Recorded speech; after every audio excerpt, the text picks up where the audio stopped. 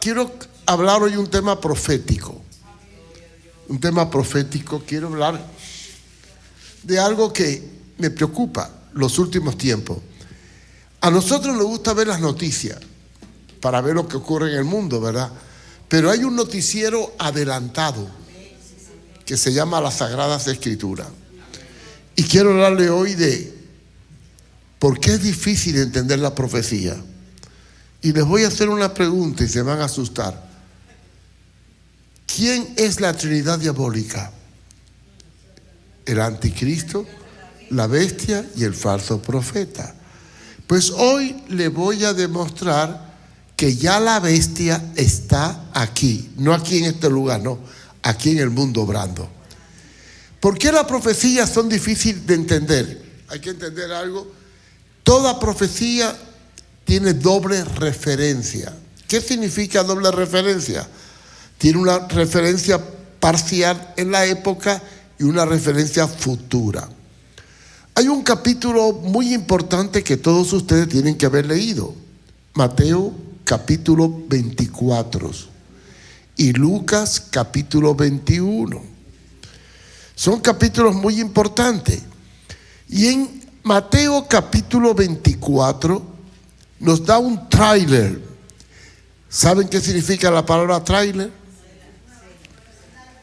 Sí, tráiler cuando tú ves una película que la promueven y te ponen una escena primero y después otra, pero nunca te ponen el tráiler de forma de principio a fin. Te ponen una escena del fin y otra del medio y otra del principio. O sea, te intercalan las escenas, pero no en el orden en que está hecha la película. Eso es un tráiler. Pues bien, Mateo capítulo 23, los últimos versículos, y capítulo 24. Voy a aclarar algo. La Biblia no tiene capítulo ni versículo originalmente. Era todo un escrito. Pero para el estudio la dividieron en capítulo y versículo. ¿Está claro esto? Quiere decir que un capítulo puede ser precedido del anterior. No es aparte. En Mateo capítulo 23 y 24 se nos da una señal de los últimos tiempos. Claro, está hablando de los hipócritas y después entra a hablar en los últimos versículos, Mateo 23, 37 a 39, un acontecimiento muy importante. Habla de la destrucción de Jerusalén y de la diáspora. ¿Qué significa diáspora? Esparción. Dice Mateo capítulo 23, 37, Jerusalén, Jerusalén, que matas a los profetas y apedreas a los que te son enviados. ¿Cuántas veces quise juntar a tus hijos como la gallina junta a sus polluelos debajo de las alas y no quisiste? Y ahora viene el juicio. He aquí vuestra casa os es dejada desierta. Porque os digo que desde ahora no me veréis hasta que digáis, bendito el que viene en el nombre del Señor. Ahí está anunciada la diáspora. ¿Qué es la diáspora? La expansión de los judíos por todo el mundo que perdieron su identidad. ¿Cuándo ocurrió esto? En el año 70 después de Cristo, cuando Tito destruyó Jerusalén y los judíos se esparcieron por todo el mundo. Esta diáspora, después es mencionado los hechos que iban a ocurrir sobre la abominación, que es la destrucción del templo. Mateo 24 del 15 al 21, cuando dice que, por tanto, cuando veáis el lugar santo, la abominación desolada de la que habló el profeta Daniel, entonces los que estén en Judea huyan a los montes. Ahí está hablando de lo que sería la diáspora, la expansión. Entonces dice que los que están en la azotea no desciendan, advirtiendo lo que sería la destrucción de Jerusalén y la destrucción del templo. Después pasa a hablar del futuro de la iglesia en el versículo 22. habla de que si aquellos días no fueran acortados, últimos, nadie sería salvo. ¿No se ha dado cuenta que el tiempo pasa muy rápido ahora? ¿Se ha dado cuenta que el tiempo se va volando? Abrimos los ojos y ya lo estamos cerrando. Vamos a definir la profecía de Jesús. Hay una promesa pendiente que tenía que cumplirse. Está en Génesis capítulo 12, versículo 3.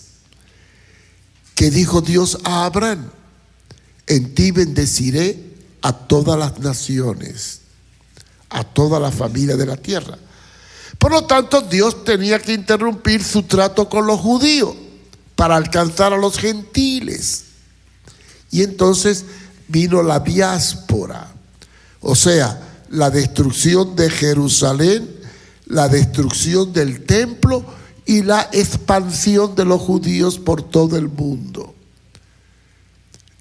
Esto es para cumplir lo que Jesús mismo declaró en primera de Juan 9 al 13, que la luz vino al mundo, pero los hombres amaron más las tinieblas que la luz. Y después tenemos otros textos que hablan de que Jesús vino a los suyos y los suyos no le recibieron, pero a los que le recibieron le dio potestad de ser hecho hijo de Dios. O sea, son los gentiles. Pero vamos a pararnos en la diáspora, en la expansión de los judíos. 1800 años los judíos mezclados en todas las naciones, sin identidad, sin nacionalidad, sin gobierno, pero no perdieron ni su fe, ni su idioma, ni sus costumbres. ¿Qué ocurrió o qué tenía que ocurrir para que Cristo viniera? Primero, alcanzar a los gentiles. Segundo, restaurar a Israel. Y tercero, proceder al arrebatamiento y al cumplimiento profético. ¿Cuándo ocurrió la restauración de Israel? Comenzó en el año 1897, cuando se organizó el primer concilio sionista en Suiza en el mes de agosto del 87. Primera vez que los judíos se juntan para buscar su nación. Después vemos que en el año 1919 Inglaterra hizo el Tratado de Balfour y entonces ya se dieron las bases para que se formara el Estado de Israel. Y esto ocurrió en mayo del 1948. En el 1947, las Naciones Unidas declaran la existencia del Estado de Israel, cosa que los árabes no aceptaron. Ahí comienza el desenlace de lo que hoy estamos viviendo. El desenlace del Medio Oriente, la lucha de Israel contra los árabes, principalmente contra los palestinos. Y si usted es curioso, busque en una concordancia la palabra Gaza y va a aparecer que aparece desde Génesis. ¿Por qué la lucha entre árabes y judíos es el detonante del cumplimiento profético de los últimos tiempos? Porque Dios le dio una promesa a los descendientes de los árabes, que son de la línea de Ismael. Ismael fue el hijo de la criada de Abraham, llamada Agar. Hay dos grupos descendientes de Abraham, que son los que están en pugna con los israelitas. Son los ismaelitas, que reconocemos como árabes, y los moabitas, o descendientes de Saúl.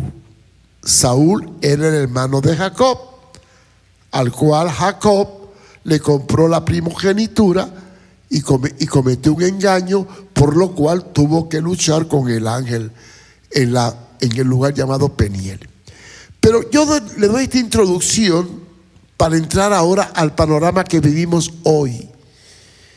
¿Dónde está el conflicto actual en el mundo, en el Medio Oriente? ¿Alrededor de quién gira todo el conflicto? De Israel. Israel es el punto de conflicto. Noten que allí está toda la tensión, todo el conflicto. Bien, ¿qué dice la Biblia en cuanto a los últimos tiempos y a las guerras que hoy estamos viviendo? Guerra en Europa entre Rusia atacando a Ucrania, guerra en el Medio Oriente, Israel enfrentándose al poderío árabe que lo rodean por todos lados, porque Israel está rodeado de árabes por todas partes, menos por arriba. ¿De dónde viene? Mateo capítulo 24, versículo 7. Porque se levantará nación contra nación y reino contra reino, y habrá peste, hambre y terremotos en diferentes lugares. Tres elementos proféticos de los últimos tiempos: guerras, hambre y calamidades o terremotos.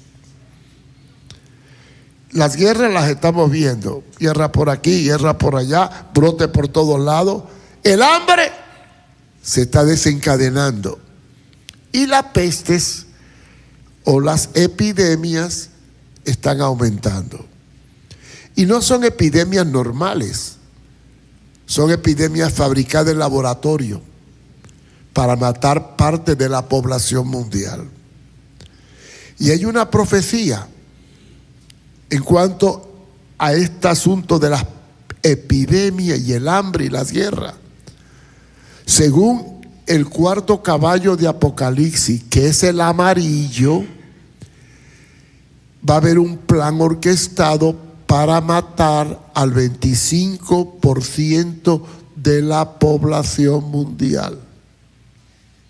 Y si no me cree, busque Apocalipsis capítulo 6, versículo 8.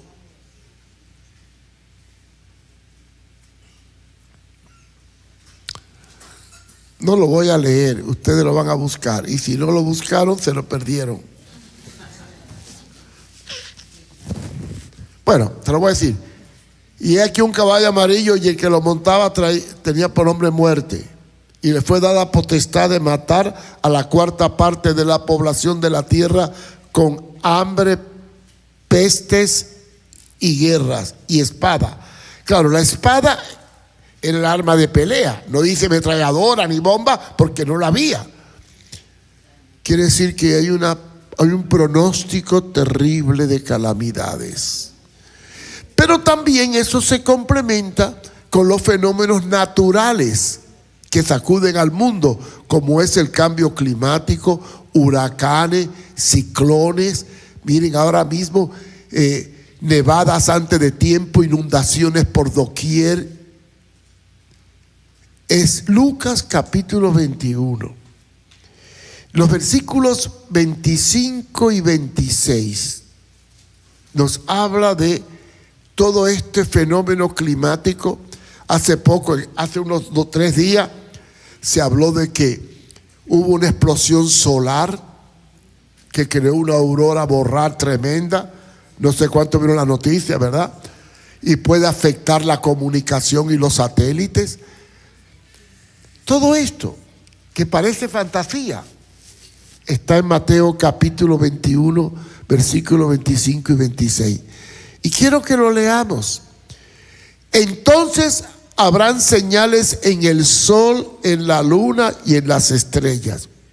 Voy a hacer un paréntesis. Estrellas es igual a cometa o meteoritos. Antiguamente creían que las estrellas eran las que caían. Hoy sabemos que no, que los meteoritos son estrellas que explosionaron. Habrá señales en el sol, la luna y las estrellas. O sea, en el sol, la luna y los cometas o asteroides. Y en la tierra, angustia de la gente. Ahora fíjense bien, confundida a causa del bramido del mar.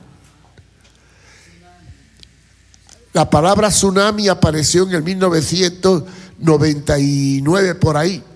Antes de eso no existía la palabra tsunami. Pero cuando habla del bramido del mar, está hablando de que las olas iban a invadir la tierra. Maremotos, a lo cual le llamamos tsunami. Y después en el 26 dice, desfalleciendo la gente, los hombres. ¿Por qué? Por el temor y la expectación, por el miedo y la tendencia a estar expectante en las cosas que van a ocurrir en la tierra. Y después hace una afirmación, porque las potencias de los cielos serán conmovidos.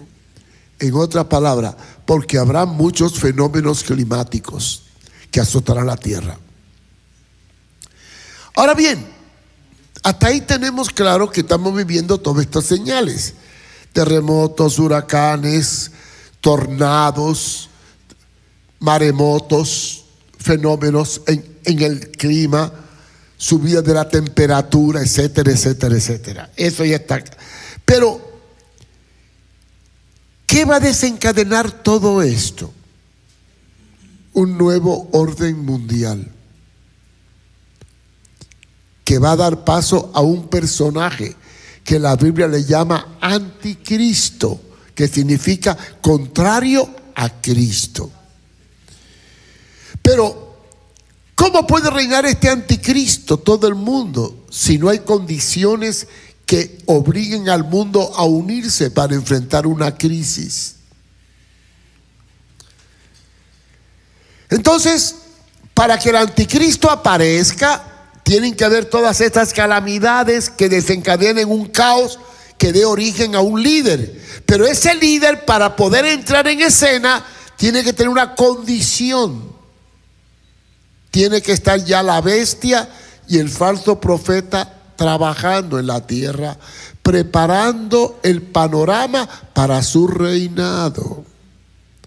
Ahora viene, ¿qué va a desencadenar las condiciones para que el anticristo, al entrar al panorama de gobierno, tenga todo servido para poder controlar la economía y a las personas? ¿Y cuál es el propósito de la bestia? No es un monstruo ni un sello en la frente, no. La bestia es un sistema de control absoluto de las personas mediante la tecnología, a través de un sistema especial que sigue un algoritmo para controlar a todos los seres humanos. Pero ¿cómo va a aparecer este algoritmo y este control? Por una crisis económica, por una hambruna que se produce por una escasez que tiene que desencadenar una fórmula de control para comprar y vender. Ahora bien, en Cuba, yo no viví en Cuba en los tiempos estos, pero hubo un momento en que la revolución puso cartillas de racionamiento. No sé cuántos cubanos hay aquí que vieron la cartilla de racionamiento. Levanten la mano. Bueno, pero no había tecnología. Pero ahora va a venir una crisis económica que aparece en Apocalipsis, en el caballo negro. Vamos a ir a Apocalipsis capítulo 6, versículo 5. Y quiero que lo lean y analicen conmigo. Hoy no se le puede proyectar porque el sistema falló, pero está bueno para que aprendan a traer la Biblia o use el celular. Somos muy vagos. En el 6:5 de Apocalipsis dice: cuando abrió el tercer sello, oía un ser viviente que decía: ven y mira. Y miré, y aquí un caballo negro, y el que lo montaba tenía una balanza en la mano. Vamos a razonar. Recuerden que Apocalipsis es un libro tipológico, todo es tipología. Se usan símbolos para expresar cosas que no existen. La balanza, a través de la historia, tiene dos connotaciones. Significa justicia y significa economía. No tiene otra interpretación. Pero el versículo que sigue interpreta el anterior. Vamos a ver el versículo que sigue, 6. Y oí en medio de los en medio de los cuatro seres vivientes que decía: 2 libras de trigo por 1 denario y 6 libras de cebada por 1 denario, pero no dañes el aceite y el vino. Ahí viene el lío. Como no sabemos qué es 1 denario, nos hacemos chibola. 1 denario es el equivalente a lo que ganaba un peón en un día de trabajo. El equivalente al salario de un día. Ese es 1 denario. Y habla de 2 libras de trigo, o sea, 1 kilo de trigo. Claro, el trigo es lo que comen los de esos países. Nosotros comemos arroz y frijol. Vamos a cambiarlo al estilo nuestro. 2 libras de frijol por 1 día de trabajo y 6 libras de arroz por 1 día de trabajo. Pero no me vendas ni el aceite ni el vino. Pero no me vendas ni el café ni la manteca. ¿De qué está hablando ahí? De una inflación. ¿Qué es inflación? La palabra inflación viene de inflar. Inflar los precios. Inflación. Altos precios. Y es que en los últimos 20 años no hemos visto una gran inflación en los Estados Unidos. Cada vez que vengo me asusto. Miren, cuando venía un cartón de huevos valía $1.60, después $2.60, después $3.60, ahora $5, 12 huevitos. ¿Cierto o falso? Yo me acuerdo cuando llegué a Estados Unidos en el año 60. ¿Saben ustedes que con 50 centavos de dólar me comí una hamburguesa? ¿Y sabe cuánto valía el galón de gasolina? Se va a morir de la risa. 25 centavos de dólar. Sí. ¿Sí? En Honduras la moneda era el lempira. $1 eran 2 lempiras. Ahora $1 son 26 lempiras.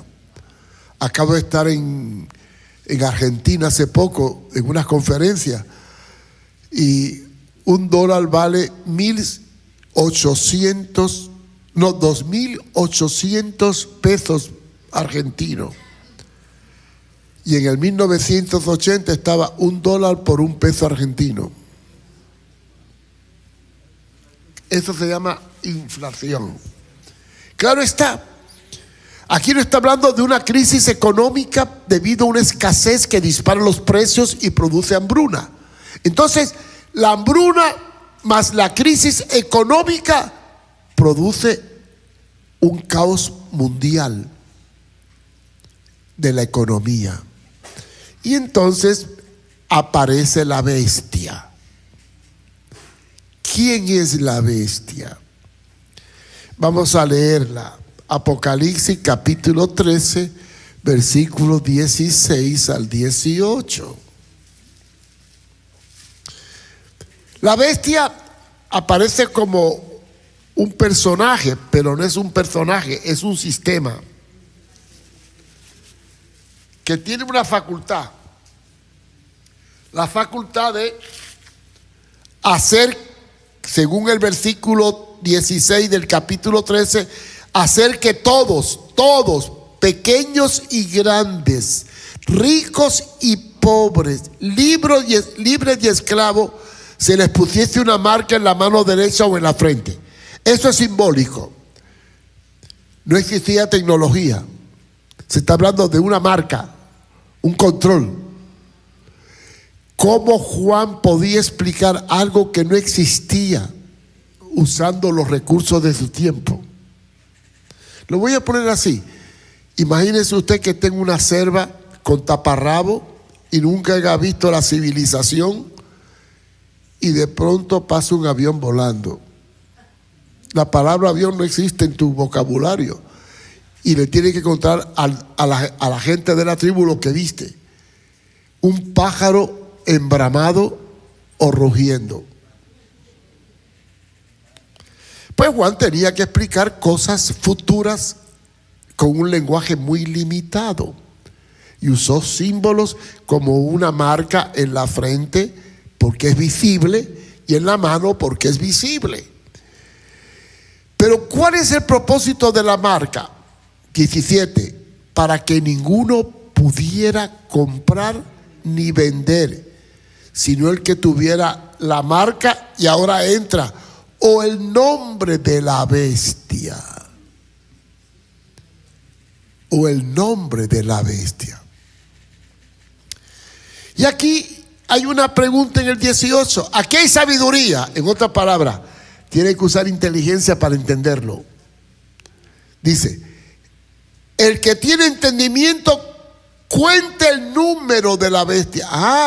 Entonces la bestia es un número. No es una marca, es un número. Y es número de hombre, de hombre. ¿Cuándo Dios hizo al hombre? El sexto día. Y descansó el séptimo. El número de hombre es el 6, porque Dios nos hizo en el sexto día. Y es 666. ¿Qué tiene que ver el 666? 18 es un múltiplo de 6. Todos los sistemas numéricos de control están en base a números. El seguro social, las tarjetas de crédito, todo es un número. Quiere decir que el control de las personas sería mediante un sistema numérico digital. Entonces, cuando digo que la bestia está aquí, es porque la bestia representa una tecnología numérica para controlar a todos los habitantes de la tierra, en todo lo que hagan, compren, vendan, etcétera. Y ya está. El dinero va a desaparecer y las tarjetas de crédito van a desaparecer porque todo va a ser virtual. Tú vas a estar registrado por tu ADN y por tus huellas dactilares y por tus ojos, por el sistema ocular. Tú vas a estar controlado sin necesidad de que tengas un documento. ¿Sabe que ahora ya, fíjense, cómo hemos evolucionado? Antes tú estabas la tarjeta para pagar, pero ahora tú puedes sacar el celular y pagar con el celular. Pues ahora ya en algunos países tú puedes pagar poniendo tu mano. Vamos evolucionando hacia un sistema de control muy personalizado. Entonces, ¿quién es la bestia? Un sistema de control absoluto de las personas. Para que el anticristo aparezca, tiene que tener el sistema de control, porque él va a controlarlo todo. Quiere decir que la bestia aparece primero para preparar el sistema. Y el segundo es el falso profeta, que también ya está aquí. ¿Quién es el falso profeta? La destrucción de todos los valores de la fe y de Dios y de la tradición cristiana. Eliminar todos los valores, eliminar a Dios, eliminar el cristianismo, eliminarlo todo, para que entonces se le pueda dar culto a la bestia y al falso profeta a través del anticristo, que encarnará el sustituto de Dios y de Cristo.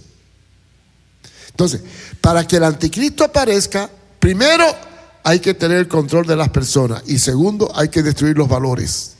Una vez que destruya los valores y tenga el control económico de la economía y controle a las personas, entonces ya puedo reinar.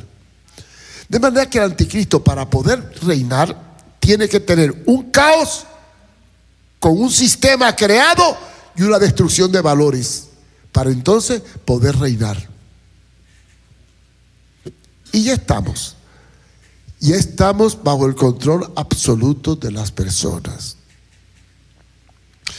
En otras palabras, indudablemente estamos yendo ya al cumplimiento de los últimos tiempos. ¿Qué se avecina? Según la palabra de Dios, está pendiente dos cositas para que el anticristo aparezca. Ya tenemos al falso profeta. El cristianismo está en crisis. La ideología de género y las filosofías están destruyendo a Dios y todo lo que se llama Dios y es objeto de culto, como lo anunció el apóstol Pablo. Ya tenemos un control absoluto de las personas, no solamente en la economía, sino en sus movimientos. Porque sin quererlo, todos cargamos ya en la bolsa el control de la bestia. No en la tarjeta de crédito solamente. La tarjeta de crédito va a pasar en el celular. Hay dos tipos de celulares. El celular cabezón, de esos que antiguos que no podía entrar a WhatsApp, ni a Facebook, ni nada, que solo era para llamar. Y el celular inteligente, que es el que tenemos todos nosotros, empezando por mí. Y sinceramente, ustedes no saben el poder que hay detrás de ese celular inteligente. Que aunque esté apagado, te está siguiendo. Y ahora, para mayor invasión, tenemos dos cosas que ya están entrando en escena. Alexa y el televisor inteligente. Ya están saliendo los televisores. ¿Qué es un televisor inteligente? Que tiene un chip en que te puede estar espiando en tu casa todo lo que tú haces. Noten, los que tienen Alexa o algo tecnológico, noten que cuando tú comentas, por ejemplo, yo le mando un correíto o un WhatsApp o algo a alguien, sabe que me gusta esto, y al otro día me está llegando mensaje de esa propaganda. ¿Cómo supieron mi gusto? Cuando no se lo dije, nada más que a Marita. O le digo a Yolanda, ay, cuánto me gustaría a mí tener una enciclopedia británica. Y al otro día me aparecen anuncios ofreciéndome una enciclopedia británica.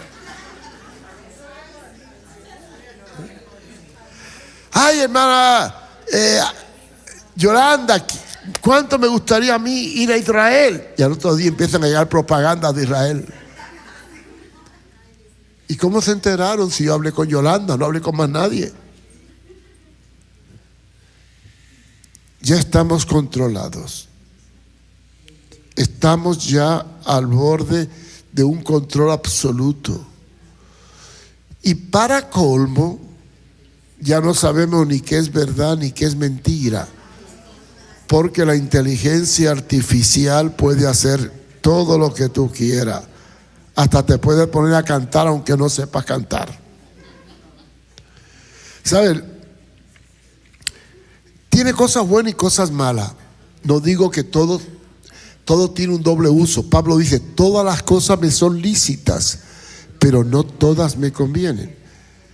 El otro día me encontré una aplicación de inteligencia artificial y yo tenía una foto bien vieja, feísima. Y ¿sabe qué hice? Cogí ese programa y arreglé la foto y la puse en color. Quedó perfecta. Yo tenía una foto de cuando tenía 6 meses de nacido, bien borrosa. Y cogí la inteligencia artificial y me la convirtió en colores de lo más lindo. Yo me quedé asustado. ¿A dónde vamos a parar? Entonces, conclusión. Todo lo que la Biblia dice se está cumpliendo. No podemos entenderlo antes porque no había la tecnología, y cuando leemos la Biblia hay cosas que no se entienden hasta que empiecen a cumplirse.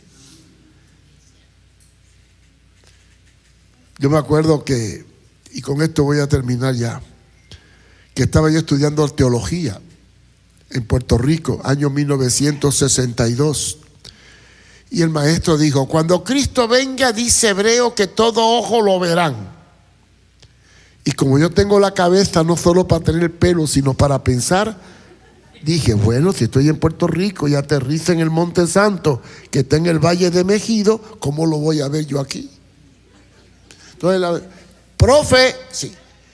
¿Y cómo voy a ver a Jesucristo cuando aterrice en el Monte Santo si estoy en Puerto Rico? Se la puso en China, ¿verdad, el profesor? Pero el tipo era muy inteligente. No te preocupes, Mario, que cuando vaya a aterrizar allá, va a dar la vuelta por el mundo para que todo el mundo lo vea.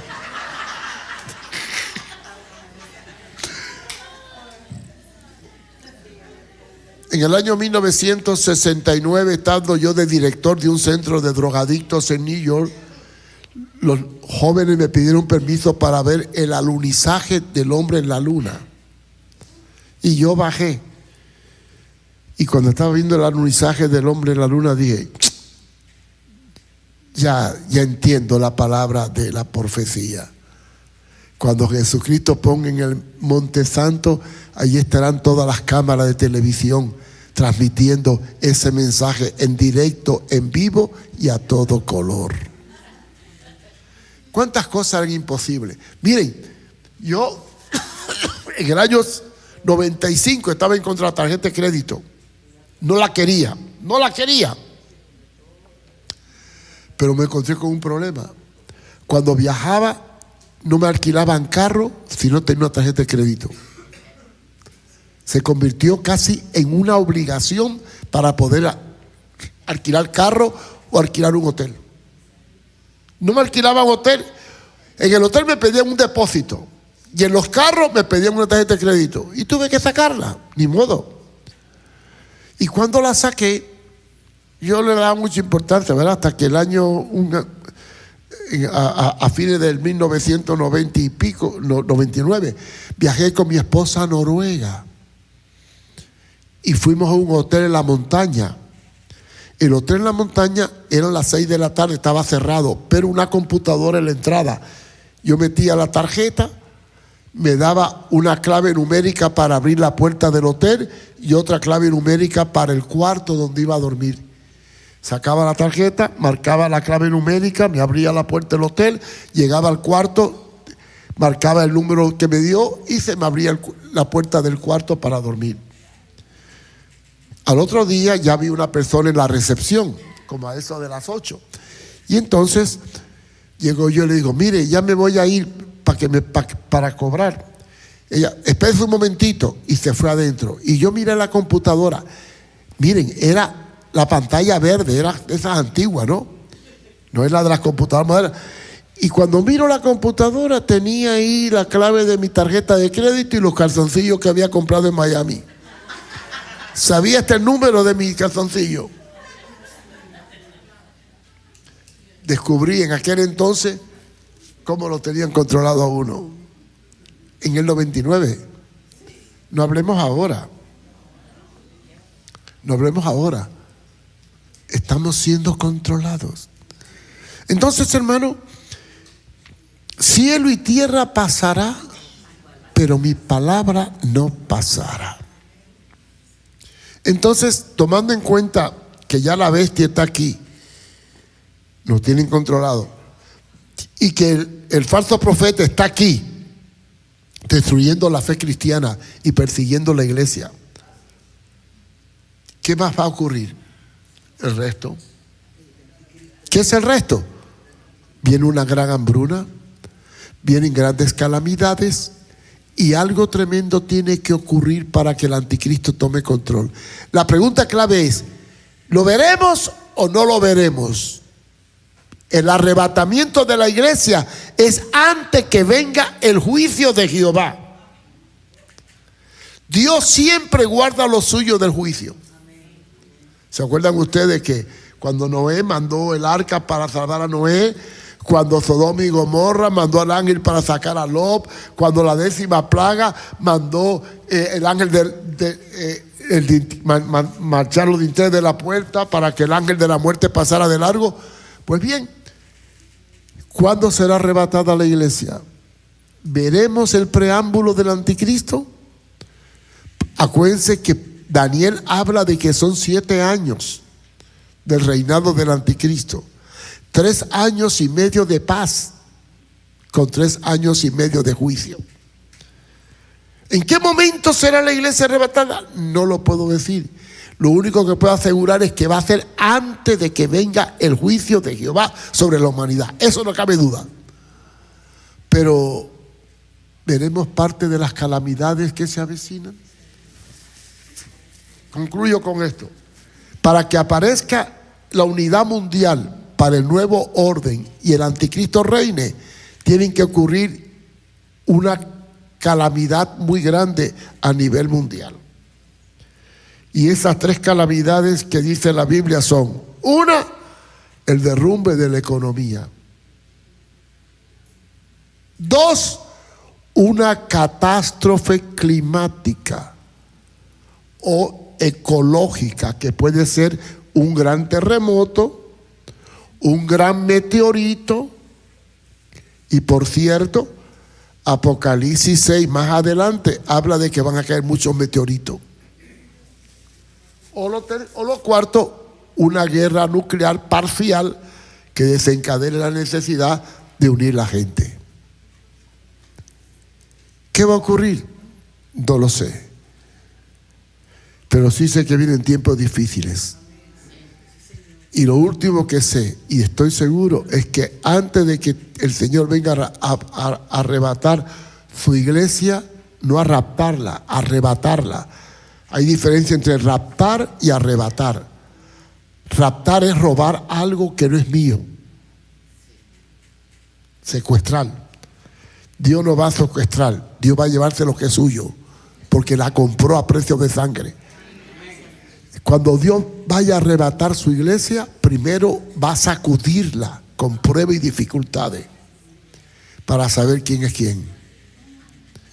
De manera que bíblicamente viene una persecución para la iglesia. Lo dijo Pablo: y pagaré con tribulación a los que os atribulan. Y Pedro dijo que el juicio va a comenzar por la casa de Dios, y si comienza por la casa de Dios, ¿qué serán de los pecadores? Por lo tanto, hermano, tomando en cuenta el cuadro profético bíblico y la realidad total del mundo en que vivimos hoy y cómo están las cosas, solo nos resta hacer algo: prepararnos para el encuentro con Dios, tomar precaución, tratar de preservar. Ahora que me vine yo de Honduras está en un momento muy crítico. Hay un gobierno de izquierda que se quiere quedar en el poder. Las elecciones son el día 30. Está convulsionado. Yo le dije a los hermanos: tengan compra extra, tengan una reserva estratégica, guarden alimentos para una crisis, saquen dinero del banco y ténganlo en la casa, porque puede venir una quiebra total de la economía. Y yo le digo a ustedes: tengan una reserva estratégica de alimentos no perecederos. No perecederos. Hay alimentos perecederos y alimentos no perecederos. Tenga ahorrado. Miren, los noruegos, yo aprendí algo. Yo cuando vengo a Miami y el pan está barato, compré bastante pan. Y ahora que vengo tengo en el congelador, pero cuando voy a ver el precio, lo compré 2 panes por $5 y ahora cada pan vale $4. Así que me gané más que lo que el banco paga de interés. Tengo una reserva estratégica de alimentos, de cosas imprescindibles, porque vienen tiempos difíciles. Y no confíe en la economía, confíe en el Señor. Porque cielo y tierra pasará, pero su palabra no pasará. Preparémonos, hermanos. La palabra profética Dios nos la dio no para meternos miedo, sino para que estemos apercibido y preparado, sabiendo que cuando todas estas cosas acontezcan, alzad vuestros ojos, porque la redención está cerca. Lucas 21, 28. Vamos a orar. Amante Dios y Padre eterno, te damos gracias por tu palabra. Vivimos tiempos tormentosos, oh Dios. El mundo está al borde de un caos. La economía está al borde de un caos. Hay guerras y rumores de guerra por doquier. Se pronostican hambruna y calamidades por doquier. Pero también tu palabra nos anuncia que cuando esto acontezca, tu venida está cerca. Prepáranos como iglesia para poder enfrentar los tiempos y la sazón de los tiempos. Y estar preparados, Señor, para el encuentro contigo. Te lo pedimos en el nombre de Jesús.